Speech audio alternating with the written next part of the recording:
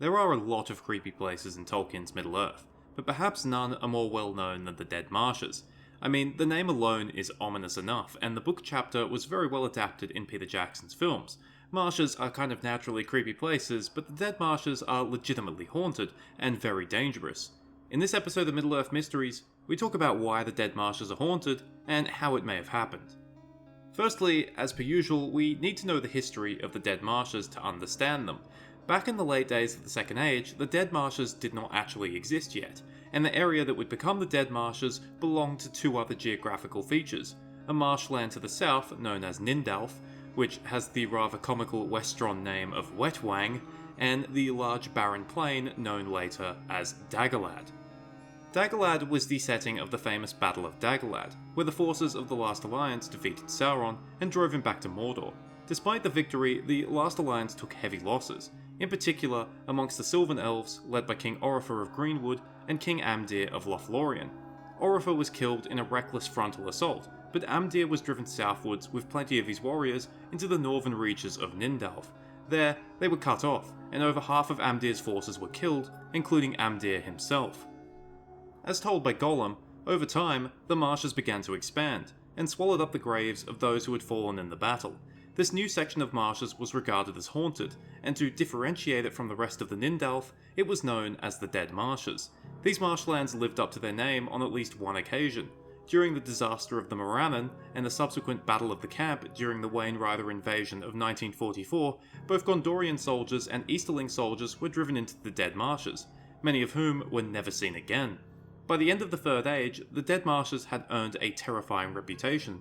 Orcs and men dared not pass through unless at great need, and even birds avoided them.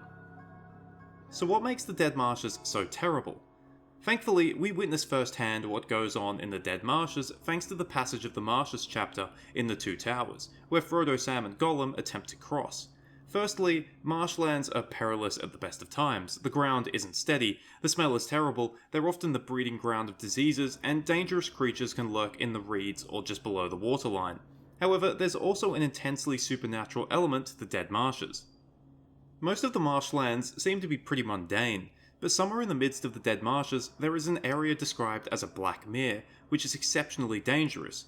We're unsure if this is just one area or whether there are several Black Meres across the marshlands. Upon entering this area, everything goes dark, so much so that one can barely see, and the air becomes heavy and difficult to breathe. At this moment, the lights appear. These lights are ghostly, shimmering, swirling, flickering in and out of existence, a very clear reference to the superstition known as corpse candles. These lights assail one's senses, disorientating them, and if they're not careful, hypnotizing them. This appears to happen to Frodo, and fortunately for him, Sam and Gollum are nearby to stop him from causing serious harm to himself. Another peril is the darkness itself. Sam actually trips and almost falls into the water, and when face to face with the water, he discovers another terrifying aspect of the Dead Marshes: the Dead Faces. These are apparently the faces of dead elves, men, and orcs. I'll let Frodo do the describing. But I have seen them too, in the pools when the candles were lit. They lie in all the pools, pale faces, deep under the dark water. I saw them, grim faces and evil, and noble faces and sad, many faces proud and fair, and weeds in their silver hair, but all foul, all rotting, all dead.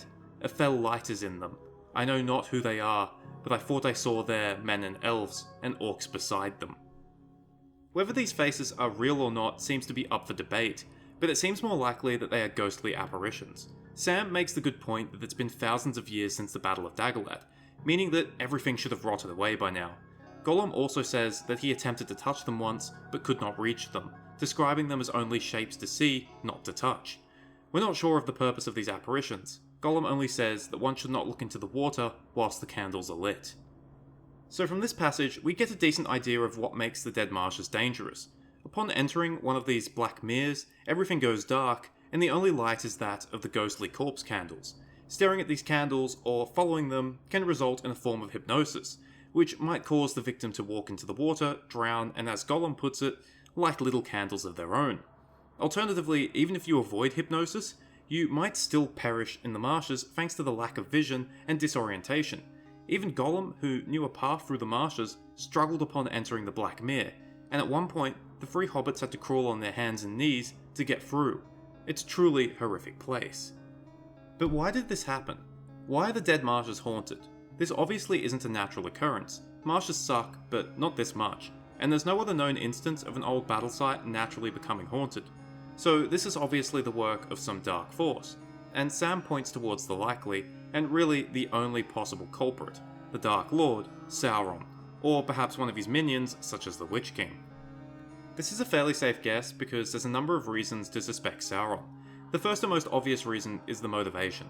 Why would anyone else other than Sauron create something so horrible? Secondly, as far as we know, only Sauron would even have the power to do something like this.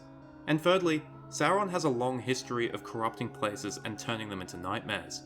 Dorthonion into Tal Nur Thuin, Tol Sirion into Talin Gauhoff, Greenwood into Mirkwood, and in the case of his chief minion, the Witch King, the Barrow Downs into, well, the Haunted Barrow Downs, and Minas Ithil into Minas Morgul. So it perfectly fits Sauron's operating style of corrupting a place and making it terrifying and dangerous. This leads us to the next question. If Sauron did something like this, then how the hell did he do it? The simplest answer is that it might just be one big illusion, but from what we see during Frodo and Sam's experience, with the hypnosis and the seemingly sentient behaviour of the candles, it seems far more sinister than that. It feels like there's actual forces present that are driving this. The theory I'm suggesting is that the Dead Marshes might be very similar to the Barrow Downs. I haven't done a video on the Barrow Downs yet, but one of the most popular theories surrounding it, and the one I personally subscribe to, is that the Barrow-wights are corpses of men that have been haunted by the dispossessed spirits of elves that have been enslaved by the Dark Lord. We know this is a possibility. Upon death, elves could refuse the summon to the halls of Mandos, and instead remain in Middle-earth as mostly impotent spirits, where they would be in danger of being corrupted by evil. Tolkien talks about this in Morgoth's Ring. For the unbodied, wandering in the world, are those who at the least have refused the door of life and remain in regret and self-pity. Some are filled with bitterness, grievance and envy. Some are enslaved by the Dark Lord and do his work still, though he himself is gone. They will not speak truth or wisdom. To call on them is folly. To attempt to master them and to make them servants of one's own will is wickedness. Such practices are of Morgoth, and the necromancers are of the host of Sauron his servant. To put it bluntly, Sauron could clearly enslave the spirits of dead elves. He wasn't called the necromancer for something, and in regards to the haunting of the Barrow Downs specifically, although it was done by the Witch King, well, who do you think he learned it from? So, like the Barrow Downs, I'm saying that the Dead Marshes are haunted by the enslaved spirits of dead elves. There's more evidence from Morgoth's Ring that suggests that this might be the case.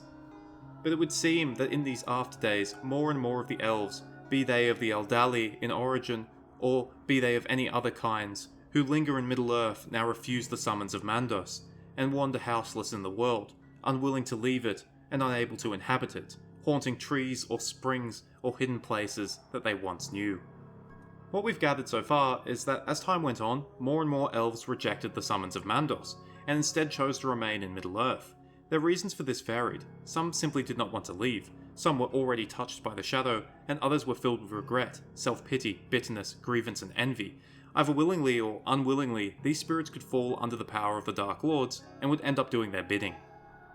If you recall what I said near the start of the video about Amdir's Sylvan Elves, how they were driven into the marshes, cut off, and most of them killed, this seems like a perfect reason to be bitter, regretful, or aggrieved. Perhaps they were waiting for help that never came.